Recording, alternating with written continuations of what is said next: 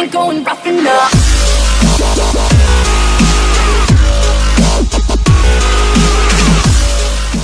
Hey guys, the Bunny Dude here again, and continuing on with our little series that we have about the next generation consoles.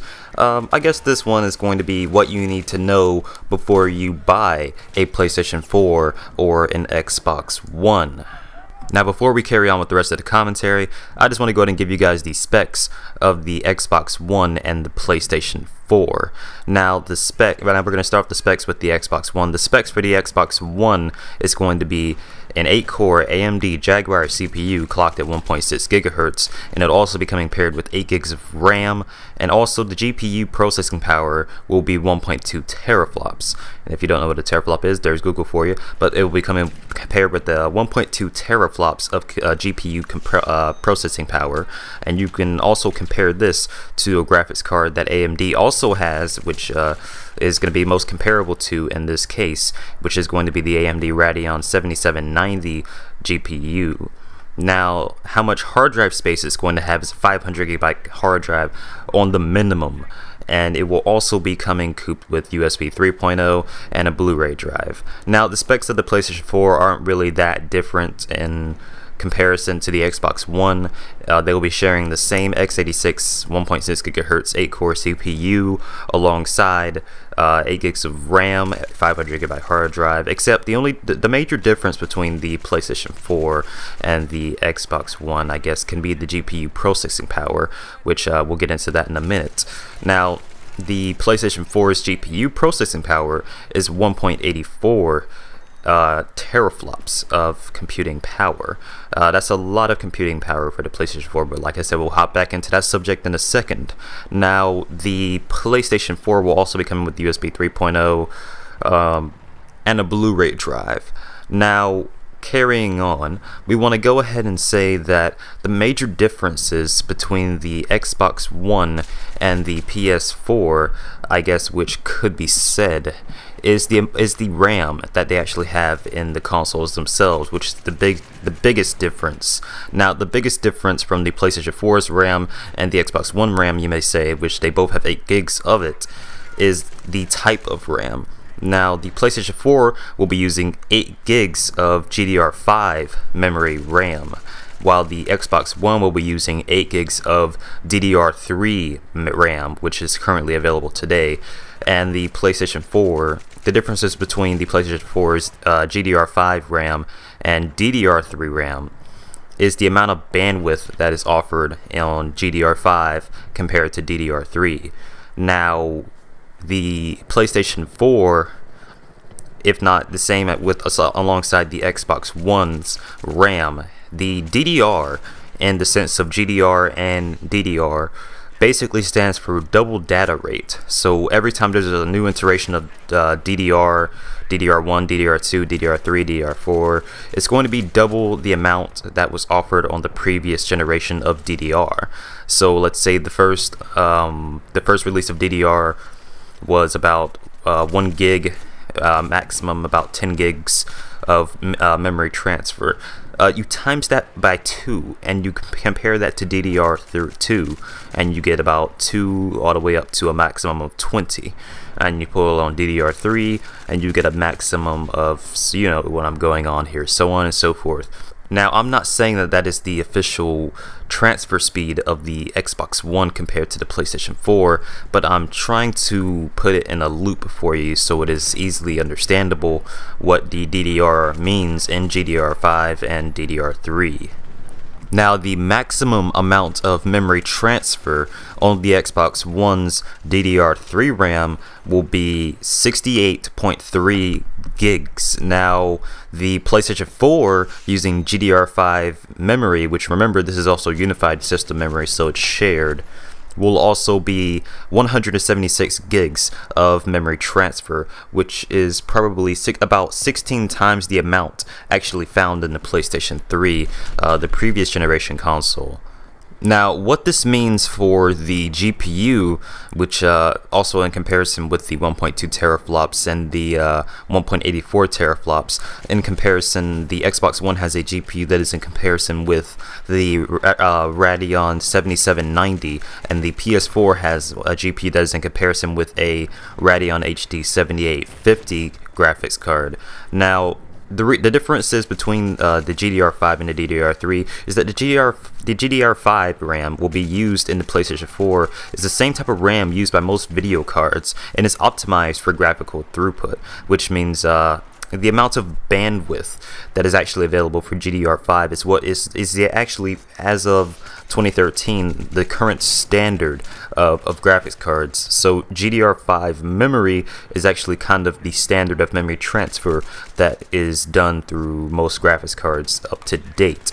DDR3 for graphics is kind of outdated technology as far as the memory transfer is concerned. And this may also spark up the argument that the PlayStation 4 is actually a stronger console by about 50% due to the fact that it's using GDR5 memory, so the memory as a whole will be a lot faster than the Xbox One, and the PlayStation 4's GPU alongside that, which will be the other 25%, which will make up the 50, is going to be 1.84 teraflops, which is a lot more GPU processing power, and the memory bandwidth, since they're sharing that GDR5 memory, the PlayStation 4's GPU and RAM will be sharing that 8 gigs of GDR5 memory. It'll also make the GPU perform a lot faster than the Xbox One's current GPU setup.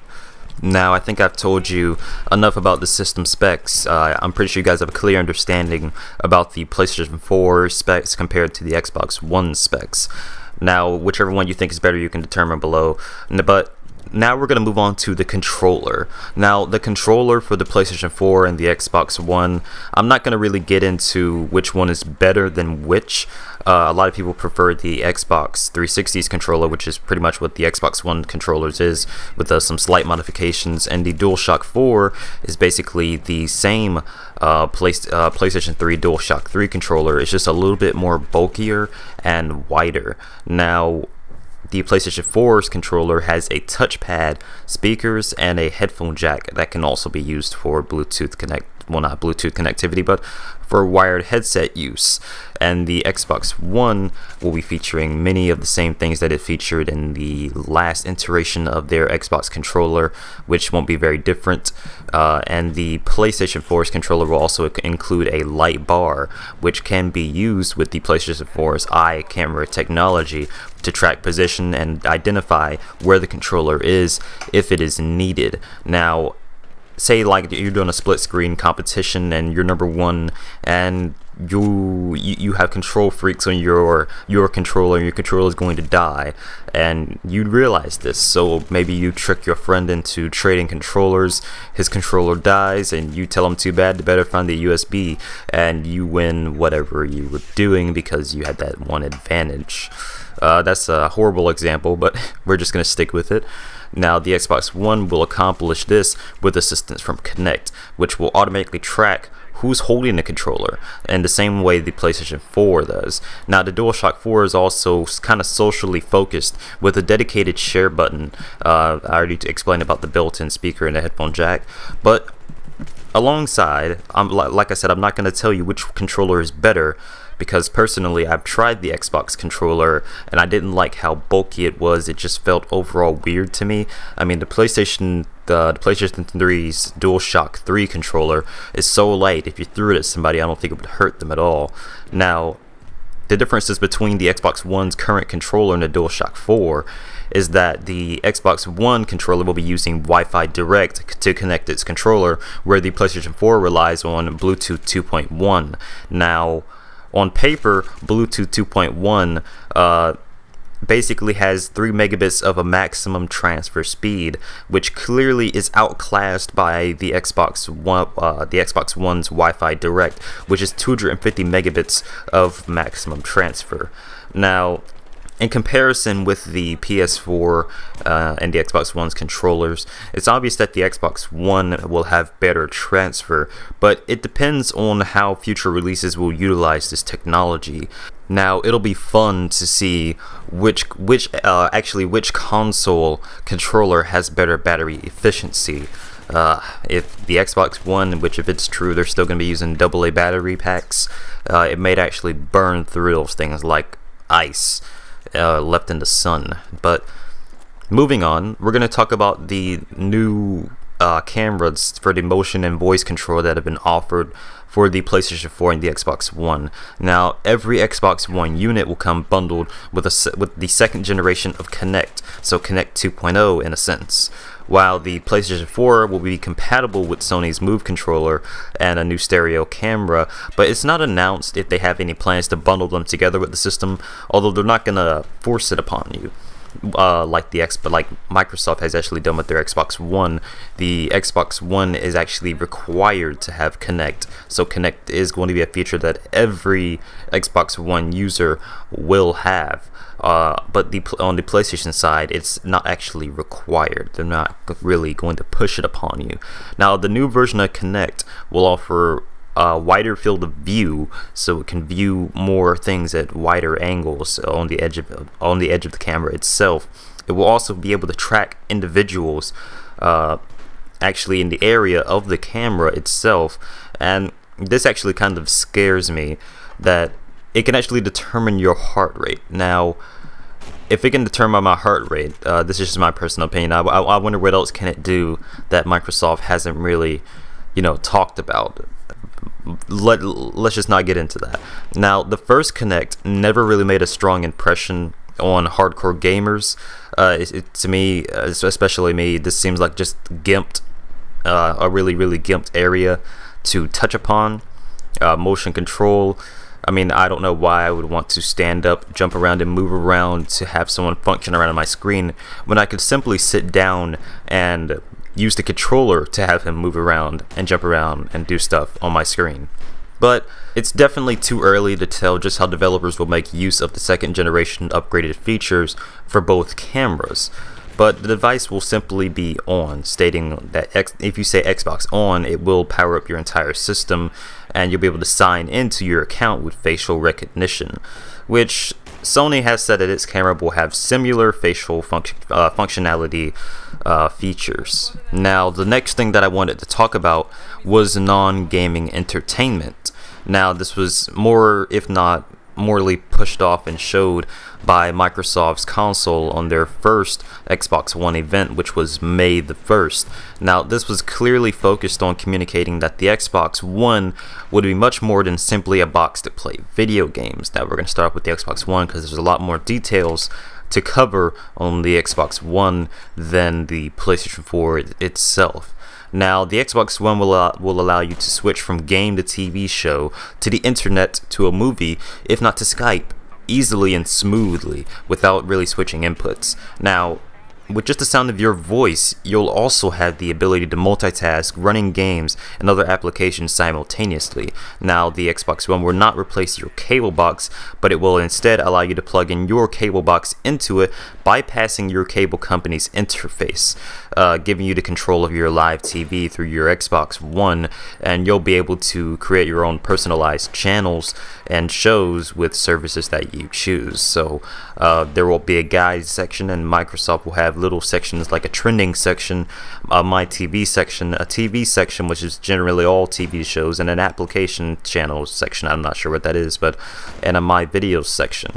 Now, what they mean by personalizing your own channel is the My TV section channel. Say you, let's say you're with DirecTV in the United States of America. Now, you're with DirecTV in the United States of America, and you have about 500 channels that you pay for. Say a lot of those channels you don't actually watch, but they would be fun to maybe go check out sometimes, but you don't really watch them at all. You could take all the channels that you would watch and throw them into My TV section of the guide, which is what Microsoft will be calling this, and you'll be able to definitely check out each and every channel that you selected on your channels list, which will be your favorite shows and whatnot, and you can easily scroll down and check out what's on and what will be on and all of that whiz-waz. It's just like your regular DVR box.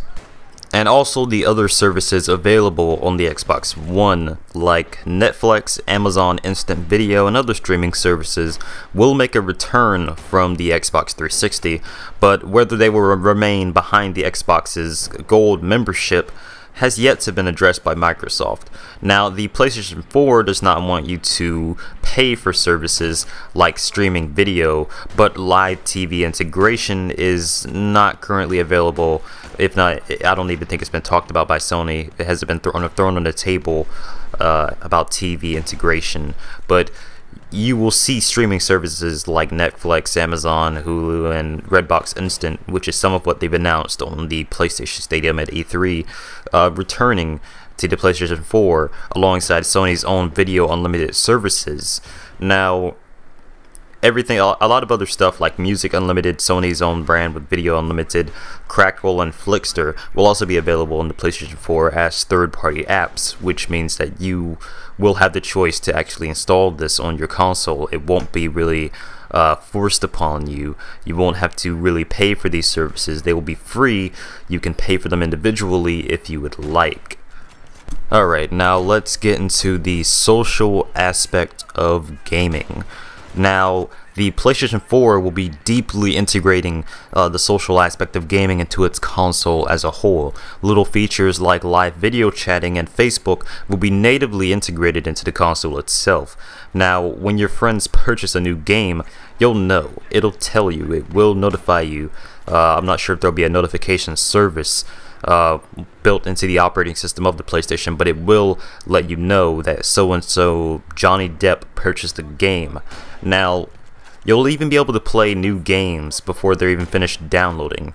So let's say you download a game, I'm pretty sure they'll have you get to a certain percent in the download before you're able to play them. So you won't be able to, at 1%, play the game and continue downloading it. Now, the biggest change for the social aspect as far as the PlayStation 4 is concerned is the controller's dedicated share button. Now, with this dedicated share button, gamers can now broadcast live gameplays, take screenshots, or share videos of their latest gaming attempts, or triumphs as some would say.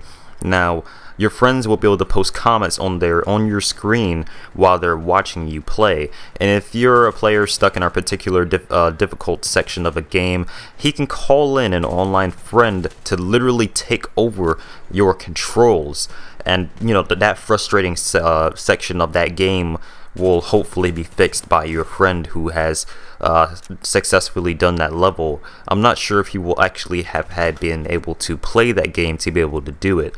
Now, what's come to mind when I think about this, I think it's scary as hell, alongside the Kinect 2.0's ability to know your heartbeat ratio.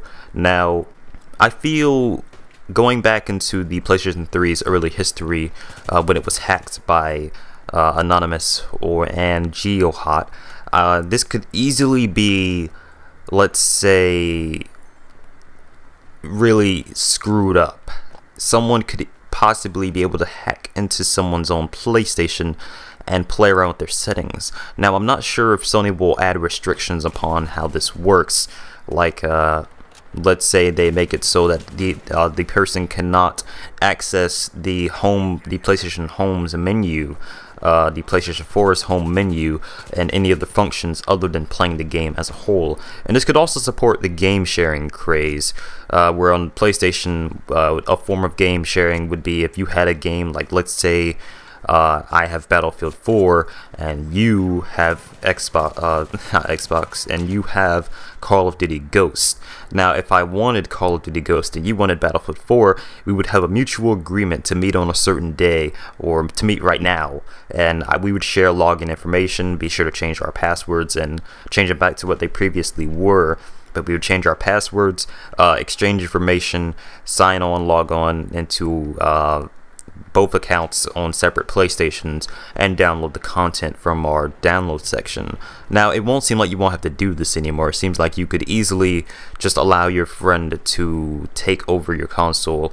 And let's say you have a cousin, let's call this cousin, I don't know, we're going to keep Johnny. Let's say you have a cousin named Johnny.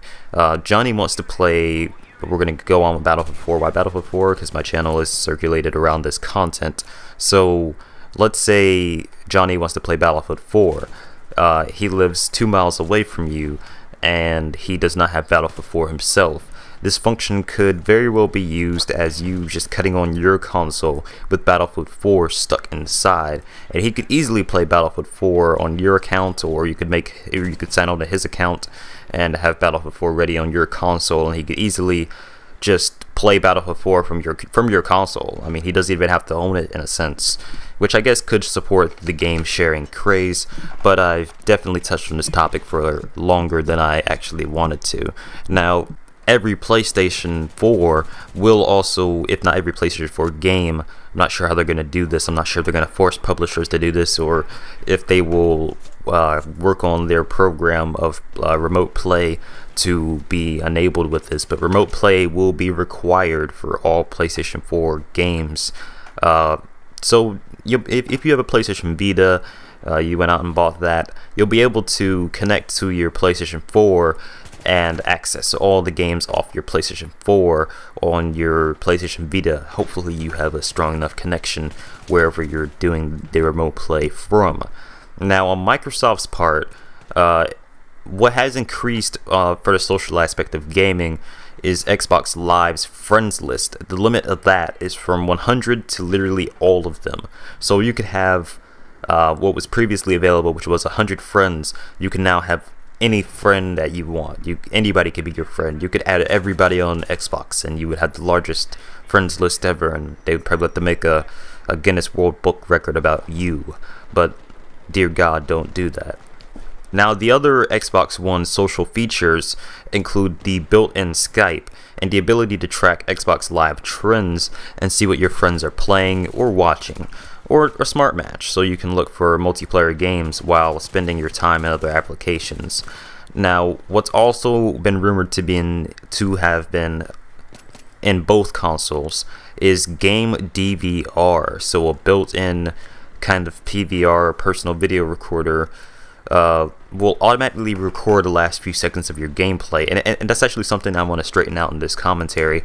People have been confusing the fact that they say, oh, well, HD PVRs like the Hauppauge HD PVR 1 and 2, the Elgato, and all of those other ones will be rendered useless now because the Xbox One and the PlayStation 4 can record their own gameplay. Now, that is entirely, I would like to say, a vague subject, because with a Hauppauge HD PVR, I want to go ahead and talk from my experience with the Hauppauge HD PVR 2, and the Elgato does this as well. You can record long lengths and sessions of gameplay if your hard drive can support how wide it will be, and it won't be that large if you have H.264 compression. This is from my experience with the Hauppauge HD PVR 2. Most of my 30-minute Battlefield gameplays are about 1 gig in size, and they won't really be that large. The compression is actually very good on the Hauppauge HD PVR. I'd like to say I left my HD PVR 2 on idle for about 2 hours. I think my maximum file size for a 2-hour file, if not, it was probably 37 minutes, was 10 gigs, and that is good as far as compression goes. Now, with the PlayStation 4 and the Xbox One, you'll be able to record the last 30 seconds of your gameplay.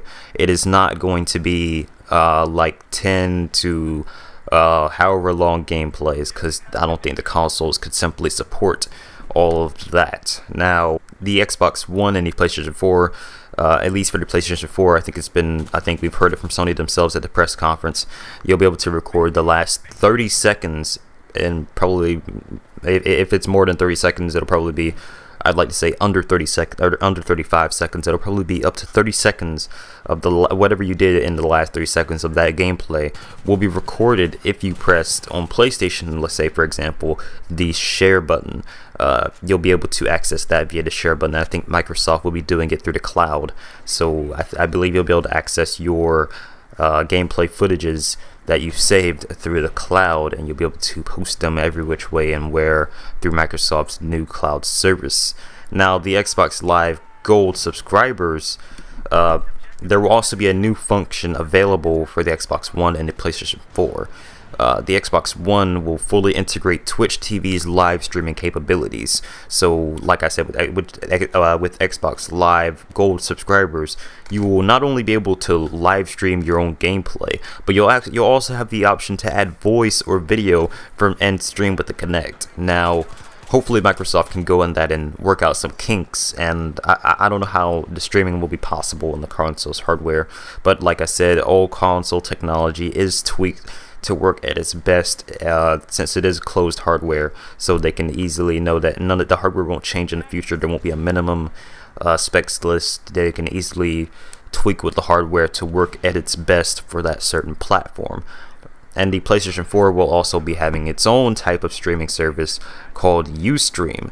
I'm not sure if you will have to own a PlayStation Plus subscription service to be able to use this Ustream streaming technology, or if it will just be like the third-party entertainment applications like Netflix and whatnot. You can just download them off the PlayStation Store like a third-party application. Now let's try to wrap up this commentary. It is getting a bit lengthy. Now, the used games and always online and DRM and such forth, or digital rights management. If you never knew what DRM meant, there you go. Now, we're going to start it off with the Xbox One, because the Xbox One is the main target for this.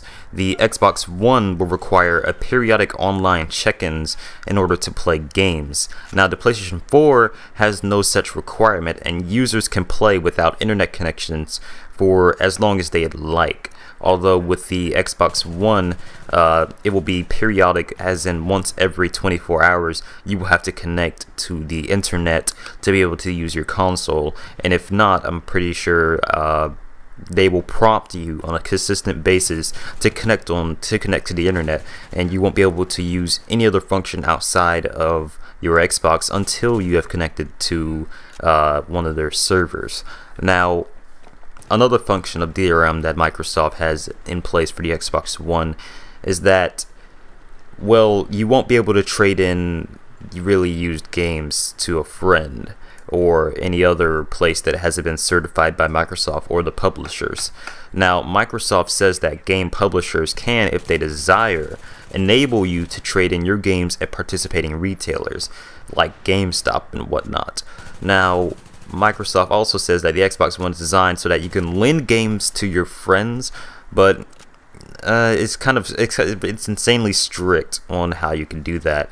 You will have to have your friend in an Xbox Live family for about, I want to say it was 30 days. I've heard rumors that it's 60 to 30 days. I want to say it's 30 days, but I'm actually not sure on that subject. It's a little dark, and Microsoft hasn't been clearing themselves up as far as the DRM is required. So he'll have to be on your Xbox Live family for about a month, if not 2 months, before you can lend him a game, and even then you can only do it once. Now, the only reason this failed for Microsoft is, I feel, if they wanted to push digital distribution, which is what this seems to be like, we're going to compare it to Steam. Steam is digital distribution, and they also include gaming sales, like you could cut in the price of your, let's say there's Battlefield 4, again, Battlefield 4, why Battlefield 4, but let's say a game like Battlefield 4 is released on Steam, which it won't. It'll be released for Origin because, you know, EA's a bitch, but it'll be released for Steam. And let's say when they have a Steam sale, or if they just want to randomly slash the price of Battlefield 4 on Steam, that price will be substantial. I don't know if you've ever heard of a Steam winter sale or Steam summer sale. I'm not even sure if there's a spring sale, but there's a lot of sales throughout Steam where they substantially cut the price of a game by enough, if not, I want to say 40% all the way up to 70%. Games are super cheap on Steam, and it is insane how cheap they are, but it's also digital distribution, so Steam in a sense is DRM, but it also has a little offline function, so if you don't really want to be connected to Steam, you don't have to be to play your games, because there's no other way you can take them off your PC. It is digitally installed there.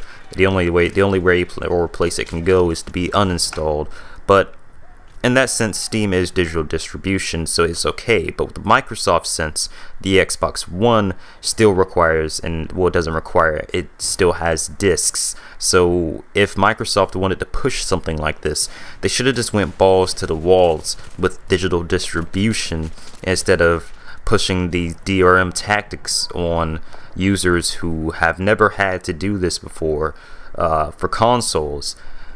Users who never really had to been forced to follow these always online strict rules and whatnot, and the Xbox family and whatnot, they never really had to follow them.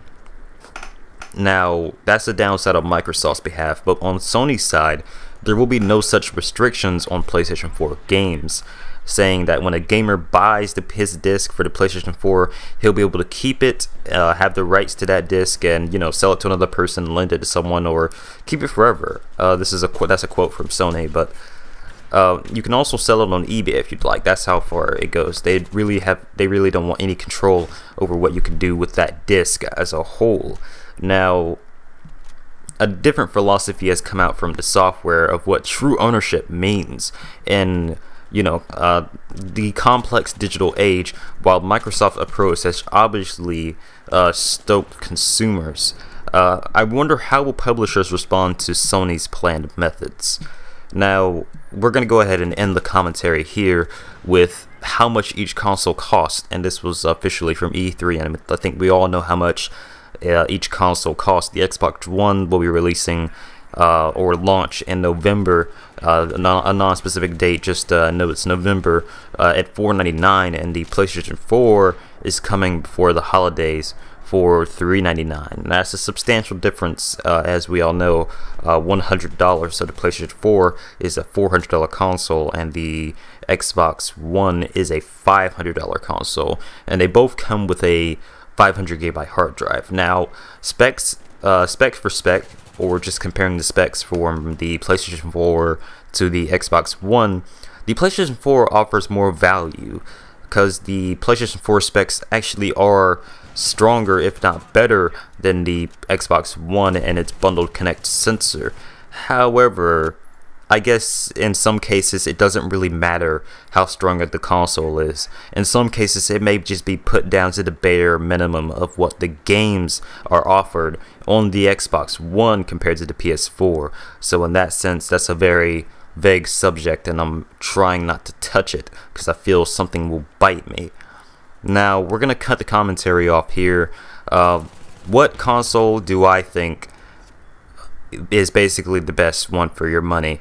I'm not going to lie, if Microsoft's Xbox console was just digital distribution all the way, I guess some of this would be allowable, but the PlayStation 4 wins by not even a landslide. They beat the shit out of Microsoft. I'm sorry. They grabbed the fucking back stock of the gun, beat the fuck out of them, my friend. Microsoft kind of, I feel they're just giving it to Sony this generation. They're not even trying.